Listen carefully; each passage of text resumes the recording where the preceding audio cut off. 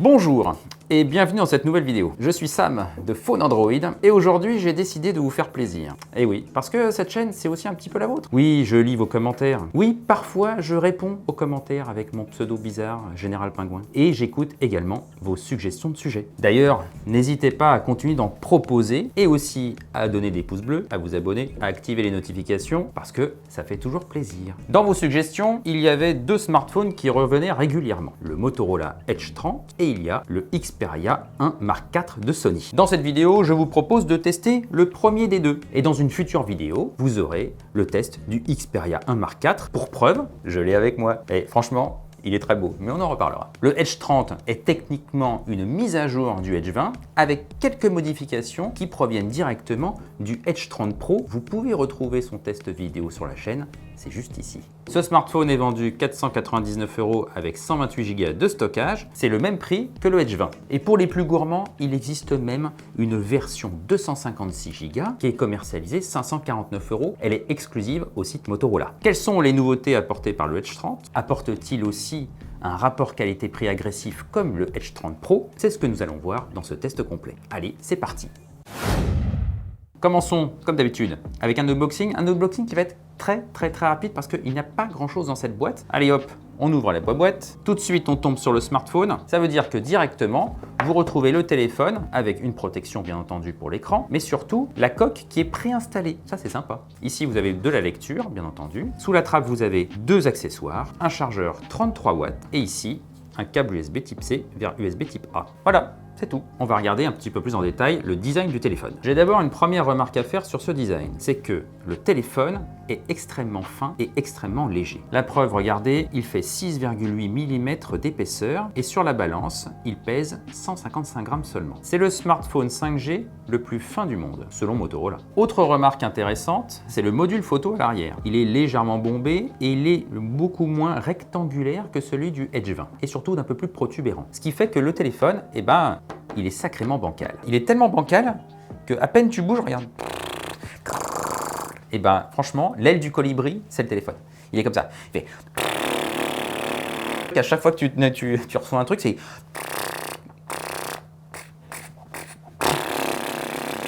S'il y a une compète d'imitation du colibri, il faut que tu te présentes, Sam. Yes. Alors, je fais la même avec le bourdon.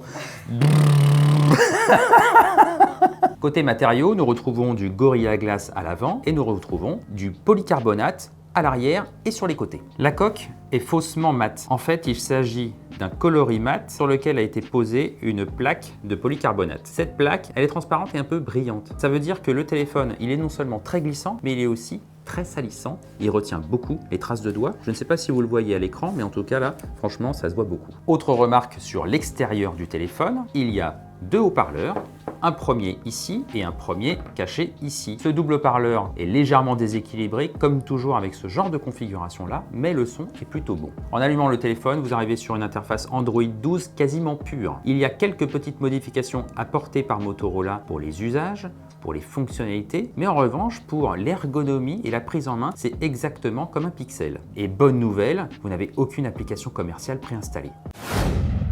On va maintenant s'occuper de l'écran. Nous avons à l'avant une grande dalle de 6,5 pouces, elle est légèrement plus petite que celle du Edge 20. La nature de la dalle est AMOLED et non plus OLED. La dalle est compatible 144 Hz, mais vous avez trois modes d'affichage. 144 Hz ou 60 Hz ou le mode automatique qui passe de 60 ou 144 Hz en fonction du contenu affiché à l'écran. Il y a deux modes colorimétriques dans ce téléphone, saturé, celui qui est activé par défaut, et naturel. C'est ce dernier qui est le plus sympa au niveau de la colorimétrie. Vous avez d'ailleurs un delta E de 1,7 seulement, ça c'est très bien. Et vous avez une température moyenne des couleurs de 6540 degrés. Et ça, c'est franchement presque parfait. Seul petit défaut sur ce téléphone, c'est que quel que soit le mode de couleur que vous activez, la luminosité ne dépassera jamais les 500 nits en mode manuel. Donc cet écran, il est plutôt bien, même s'il a des défauts, mais franchement, il est très qualitatif. Après l'écran, on va passer aux performances.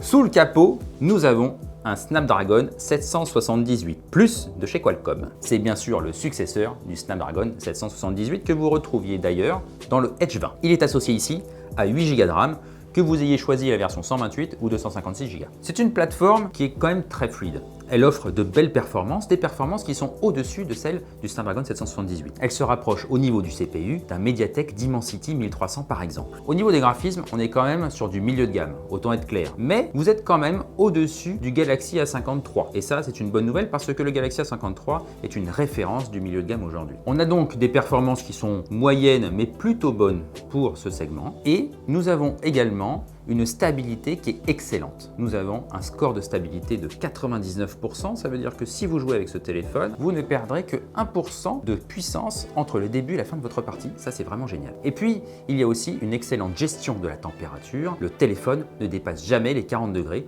On est plutôt autour des 38-39. Donc, c'est une plateforme qui est stable, avec laquelle vous pourriez jouer à des jeux qui ne sont pas trop gourmands, même si Genshin Impact tourne plutôt bien sur ce téléphone. Il se positionne d'ailleurs sur les graphismes faibles. C'est un peu dommage, mais en même temps, c'est ce qu'on attendait de cette plateforme-là. Et si vous aimez jouer avec ce jeu-là, il va falloir quand même s'attarder sur la partie autonomie, et c'est ce que nous allons voir maintenant. La batterie, ce n'est pas un sujet heureux pour ce téléphone. Sous le capot de ce téléphone, vous avez une batterie de 4020 mAh. C'est 20 mAh seulement de plus que sur le Edge 20. Par rapport à d'autres téléphones qui sont positionnés sur le même prix et qui proposent 4500, 4800, voire 5000 mAh, c'est vrai que c'est un tout petit peu juste quand même. La petitesse de cette batterie est d'ailleurs une conséquence du design très fin de ce téléphone. Bien sûr, on aurait pu se dire, avec un Snapdragon 778+, quand même, on pourrait avoir une optimisation de l'utilisation de la batterie, une optimisation de la consommation d'énergie. Oui mais non. Je dirais oui pour l'usage jeu, parce que effectivement vous avez une autonomie qui varie de 3 heures à 6 heures en fonction des graphismes du jeu, et c'est plutôt 6 heures d'ailleurs avec Genshin Impact avec les graphismes par défaut. Faible, certes, mais par défaut. En revanche, vous avez une autonomie de 11 heures en continu en usage classique, c'est-à-dire web, réseaux sociaux, streaming, etc. Ça veut dire que finalement, si vous partez de chez vous avec la batterie pleine, si vous sollicitez beaucoup le téléphone pendant la journée, peut-être que vous aurez une batterie totalement vide en rentrant chez vous. Et ça, c'est vraiment dommage. Cette autonomie, c'est vraiment le point faible de ce téléphone. Alors bien sûr, une fois que c'est déchargé, vous passez par la case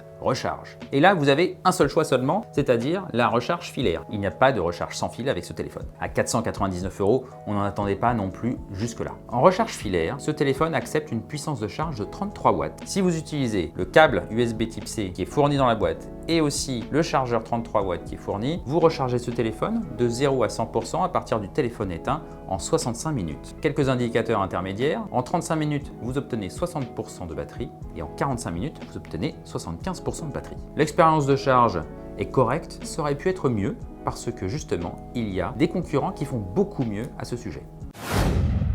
Côté photo, nous avons ici une configuration qui est assez classique. À l'arrière, nous retrouvons les 3 capteurs que nous avions sur le Motorola Edge 30 Pro et à l'avant, nous retrouvons le capteur selfie du Motorola Edge 20. Quand je vous ai dit que finalement le Edge 30 était un petit peu la réunion entre le Edge 20 et le Edge 30 Pro, voilà, ça c'est la preuve. À l'arrière, nous retrouvons donc ici le capteur principal, un capteur que nous aimons bien puisqu'il s'agit de l'IMX 766. Ici, nous avons le capteur secondaire ultra grand angle 50 mégapixels qui va bien. Et ici, nous avons un capteur macro.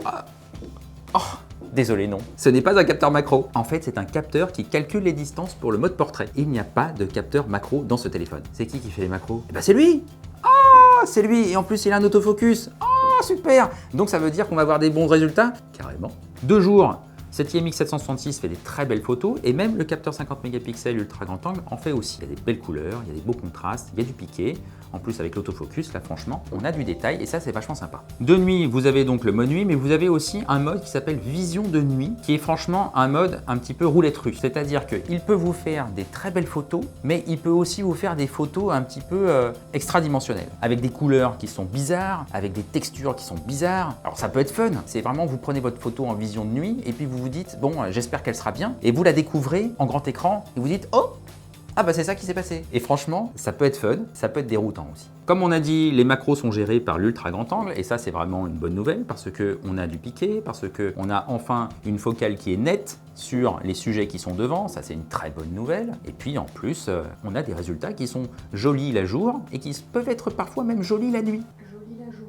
Joli la joue. Vous avez également un mode portrait qui est très bien foutu. Les outils d'embellissement sont désactivés par défaut, et ça c'est vachement bien. Avec le capteur principal ou avec le capteur selfie, vous faites vraiment de jolis portraits, et ça c'est vachement sympa. Et d'ailleurs, pour la première fois, il va y avoir une photo de moi avec le capteur principal. Parce qu'en fait, le mode portrait du H30 ne fonctionnait pas avec autre chose que des humains ou des chiens. Je me prends déjà assez en selfie et je me ridiculise avec tous les passants qui passent dans la rue. Je me prends en selfie comme ça. Je fais comme ça. Jusqu'ici, on n'avait vraiment que des bonnes nouvelles sur ce téléphone au niveau de la photo. Mais pourtant, il y a une mauvaise nouvelle, c'est le zoom numérique. Il monte jusqu'à 10 fois, il est géré par l'IMX 766 et honnêtement, c'est la première fois que je suis déçu par un zoom numérique pris en charge par ce capteur. Donc il peut monter jusqu'à 10 fois, mais moi personnellement, je vous déconseille de monter même jusqu'à 5 fois. 2 fois, c'est plutôt bien. 5 fois, c'est moyen. À 10 fois, vous avez un grain qui devient granuleux. À 10 fois, vous avez un grain qui devient grossier, les photos deviennent granuleuses et c'est pas très beau. Donc en général, vous avez une bonne expérience photo avec ce Motorola Edge 30. C'est dommage qu'il y ait ce petit zoom qui vient gâcher un petit peu le tout. Qu'est-ce que je pense du Motorola Edge 30? C'est un bon smartphone. Il offre une expérience très qualitative, quasiment dans tous les domaines. Il fait globalement des bonnes photos. Il a un design qui est très fin, avec un encombrement qui est vraiment très réduit. Il a un écran qui offre de belles couleurs, surtout en mode naturel bien évidemment. Il offre une interface qui est quasi pure, et ça c'est un vrai régal. Et puis il a une puissance qui est suffisante pour les usages de tous les jours, et même avec un peu de jeu, c'est possible. Nous avons également noté quelques défauts, bien entendu. Au niveau du design, le téléphone est un petit peu bancal, il est très salissant, il est très glissant. Au niveau de la photo, notamment sur ce zoom numérique qui aurait pu être un petit peu plus soigné, mais c'est surtout au niveau de la batterie bien évidemment que ça nous gâche l'expérience. Parce que l'autonomie en usage normal, elle n'est pas aussi folle que ça. Franchement, ce téléphone offre une bonne expérience malgré ses défauts. Moi, je le préfère carrément au Galaxy A53 de Samsung, qui est une référence et qui pour moi est vachement moins bon que celui-là. Il offre un moins bon rapport qualité-prix. Mais c'est vrai que par rapport à d'autres smartphones qui sont positionnés sur le même prix, celui-là, des fois, il a du mal à se positionner. Donc au final, c'est un bon produit, mais qui aurait pu faire mieux. Voilà qui conclut mon test vidéo du Motorola Edge 30. Merci de l'avoir suivi jusqu'au bout. Si vous avez des questions, rendez-vous en commentaire. On se donne rendez-vous très bientôt pour le test du Xperia, c'est promis juré. À très bientôt. Ciao!